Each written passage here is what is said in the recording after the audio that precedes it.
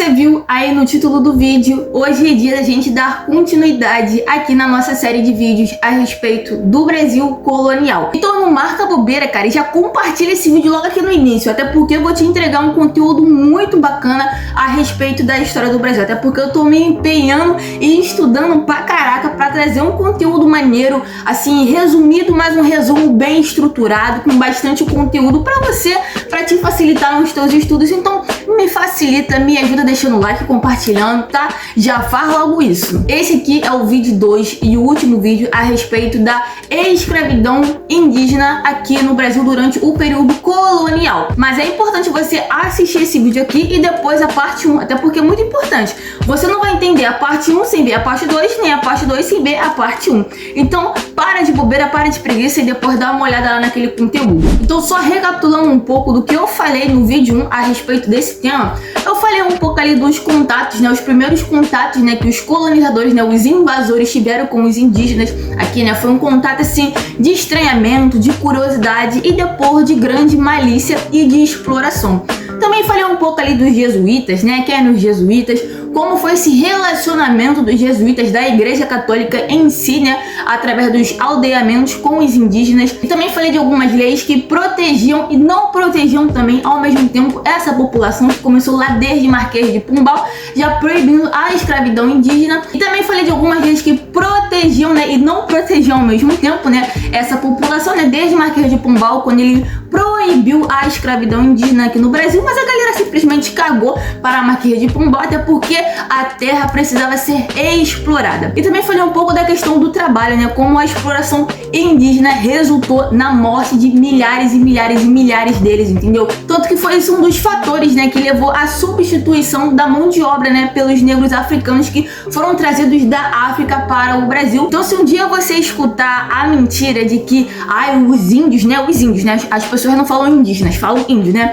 Os índios foram substituídos porque eles eram preguiçosos, eles não sabiam trabalhar, eles não queriam trabalhar, por isso que trouxeram a galera da África pra cá e tudo mais, porque os africanos já eram mais fortes, já gostavam de trabalhar. Saiba que isso aí é uma grande mentira. E é uma grande mentira que até hoje é propagada dentro das salas de aula. Então fique esperto com esse discurso, seja bastante crítico a isso. E foi justamente nesse ponto que eu terminei o vídeo, né? O vídeo 1, que vai ser o gancho para a gente dar continuidade aqui sobre esse tema nesse vídeo aqui.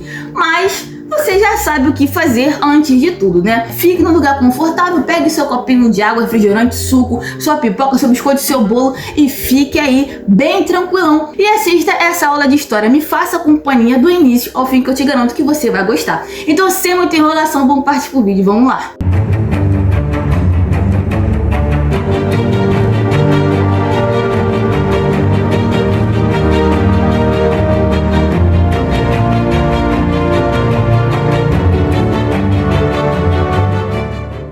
Iniciar esse vídeo aqui, vamos falar um pouco mais do relacionamento entre colonos, né, invasores e os povos indígenas. Até porque na cabeça dos colonos, eles não sabiam muito bem a origem desses povos e muito menos quem eram eles, entendeu? E na cabeça deles eram assim, a galera na estaca zero da civilização, ou seja, precisava ser civilizado, porque na cabeça desses europeus que se lançavam ao mar, né, eles estavam levando a civilização e o progresso, como na verdade estavam levando guerra e muita morte. Mas conforme o tempo foi passando, né, e os estudos também, hoje nós sabemos que há mais de 1000 anos atrás, e bota muito tempo lá atrás, essa galera, né, esses povos aí atravessaram esse estreito aqui, que ligava basicamente a Ásia à América. E quando os portugueses chegaram aqui, tiveram contato ali com os primeiros povos indígenas, eles tinham suas tecnologias, já sabiam navegar através das estrelas, já sabiam fazer modificação genética com algumas plantas, até porque eles viviam ali, né, do plantio e tudo mais, então eles conheciam muito bem essa questão da genética das plantas, fazendo modificações em seus DNAs. Quando os portugueses chegou aqui, nós já navegava, nós já fazia clonagem de plantas, já fazia modificação de planta, domesticação de vários tipos de planta para transformar em plantas venenosas em planta alimentícia. Então isso é uma alta tecnologia feita com conhecimento do dia a dia, que demorou milhares de anos para alcançar essa tecnologia. Ao longo do Rio Amazonas existiram sociedades complexas, sociedades que eram estratificadas, tinham exércitos, tinha camada de sacerdotes, etc. Mas o que se pode dizer é que essa população não era de nenhuma maneira homogênea. Ela era bastante diferenciada. Então, assim, eles já tinham uma tecnologia, já sabiam de muita coisa, mas isso foi totalmente desconsiderado por eles. Até porque naquela época, quem não era europeu, automaticamente não era nada. Então, só a tecnologia europeia e portuguesa servia. O resto é o resto e vamos desconsiderar. E foi basicamente isso que eles fizeram. Passaram por cima de tudo isso, desconsideraram tudo isso e começaram a impor de forma extremamente violenta a sua cultura.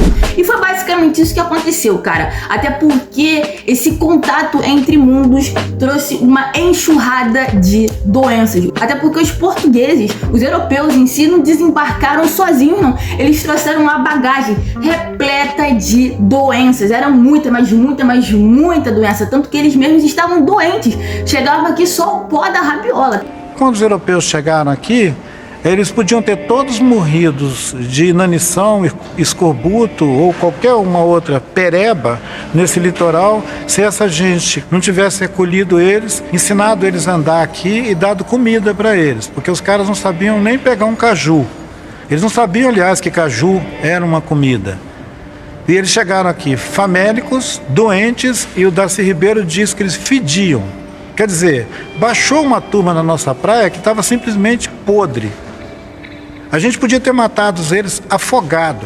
Durante muito mais do que 100 anos, o que os índios fizeram foi socorrer brancos flagelados chegando na nossa praia. Só pra você ter ideia, cara, os portugueses trouxeram catapora, tifo, coqueluche, varíola e outras coisas mais, cara. Isso foi uma verdadeira catástrofe, né? A chamada guerra biológica. Até porque isso também foi uma arma, né, de destruição ali de vários povos indígenas. Então, hoje em dia, quando alguém fala assim, pô, catapora, já pode saber que foram os portugueses que trouxeram naqueles navios malditos. Então, basicamente, cara, os indígenas morreram através das doenças e também através da fome. E pense você, cara, chega lá um grupo de portugueses numa determinada aldeia e acaba infectando cerca de 90% dessa aldeia. Não vai sobrar ninguém quase para fazer o trabalho de caçar, de pescar, de mexer na plantação, de colher o alimento para ajudar a alimentar aquelas pessoas. Então, basicamente, muitos também morriam por causa da fome. E além da fome e das doenças, cara, também tinha a questão da exploração. Porque aqueles que estavam bem de saúde, automaticamente eram levados para os trabalhos forçados, né? Que não era uma coisa simples, né? Tranquila, não. Era uma exploração muito grande. Então, eles acabavam morrendo nesse trabalho. Então, falar para você que eles eram preguiçosos, irmão, é uma tremenda violência. E outro fator, cara, que os portugueses, né, os colonos em si se aproveitaram bastante eram dos conflitos intertribais. Porque era aquela coisa, né? Um povo indígena era meio que inimigo do outro. Então, automaticamente vai haver guerra entre eles. E os portugueses viram aquilo ali, cara, esses conflitos como uma grande oportunidade de ter escravizados. Então, eles acabavam fomentando ainda mais esses conflitos, né? O que gerava guerras e morte entre os indígenas também. Um episódio que a gente pode observar claramente essa questão aí do conflito intertribal era justamente, né, a guerra entre os portugueses e os franceses, né? Até porque os franceses tentaram se estabelecer aqui, né, também fazer uma colônia no Brasil, e os franceses já eram aliados dos tamininós, enquanto os portugueses eram aliados dos tamoios. Então, basicamente, esses dois grupos aí se enfrentaram, né? Indígenas contra indígenas e europeu contra europeu. Mas quando a gente vai falar da história indígena, né, a gente só fala da escravidão. Pouco se fala da resistência que os indígenas tiveram, cara. Um exemplo de grande resistência foi basicamente o processo da consolidação das capitanias hereditárias, até porque duas que prosperaram, duas foram para frente. O resto basicamente sucumbiu, não foi para frente, não conseguiu prosperar. E você sabe qual foram as duas que prosperaram, né? Pernambuco e São Vicente, justamente as duas que conseguiram estabelecer aliança com povos indígenas. E foi justamente por isso que as outras capitanias não deram certo. A falta ali de aliança entre os povos indígenas, né, dos colonos com os indígenas, e também tinha uns que também não queriam fazer aliança e queriam expulsar os portugueses, os colonos daquela região, e eles conseguiram. E como eu falei pra vocês, né, essa questão de fazer aliança, né, com alguns povos indígenas e principalmente com o chefe indígena era muito importante para o estabelecimento da elite colonial e da exploração colonial em si, até porque muitos indígenas, né, muitos chefes indígenas receberam, né, assim, agrados da coroa portuguesa, recebendo nomes, títulos de nobreza, títulos também militares.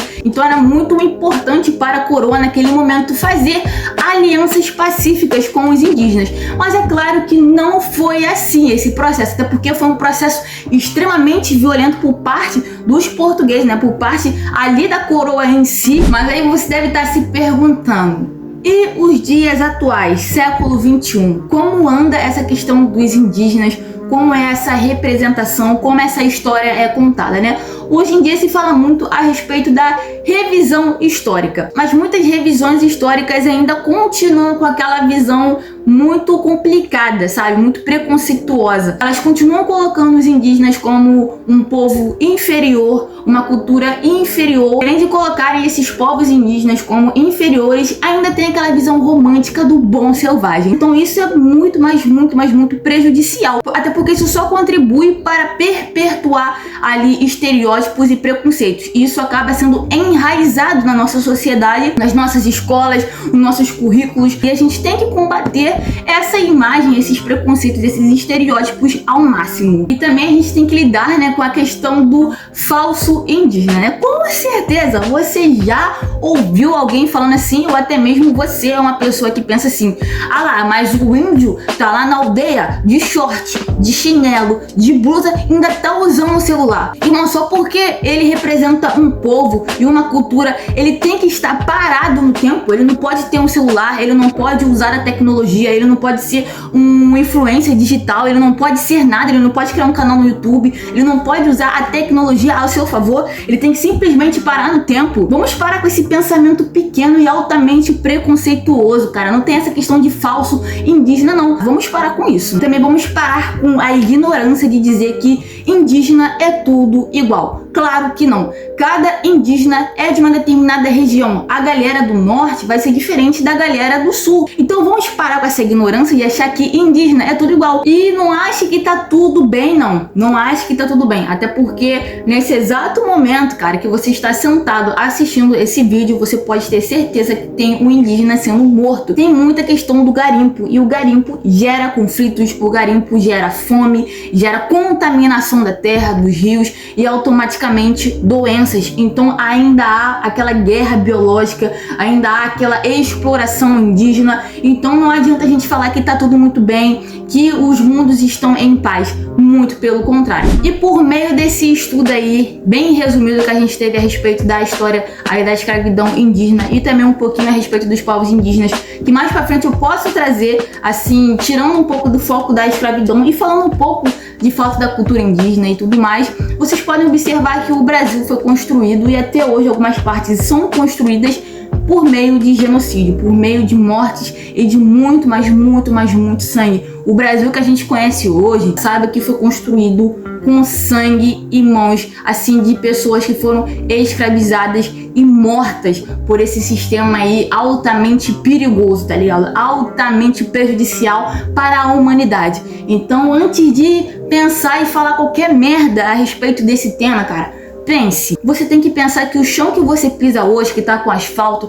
que tá com shopping, que tá com casa, que tem avenidas, foram habitadas por esses povos indígenas que foram mortos. Então, assim, pense bastante e reflita antes de falar qualquer tipo de gracinha, de qualquer tipo de fala preconceituosa, qualquer fala assim depreciativa. E é isso, gente. Espero que vocês tenham gostado desses dois vídeos aí a respeito da questão da escravidão indígena. E se você gostou, cara, você já sabe, tá? Deixe o seu like e compartilhe esse vídeo para aquela pessoa que precisa saber um pouquinho mais da história do Brasil. E se você é novo, cara, aqui no canal caiu de paraquedas, não marca bobeira. Se inscreva e ative as notificações. E me siga nas redes sociais, principalmente no Insta de História, onde tem conteúdo novo toda segunda e quarta, no TikTok e no nosso blog também. E é isso, gente. Muito obrigada por ter assistido até aqui e até o próximo vídeo. Valeu!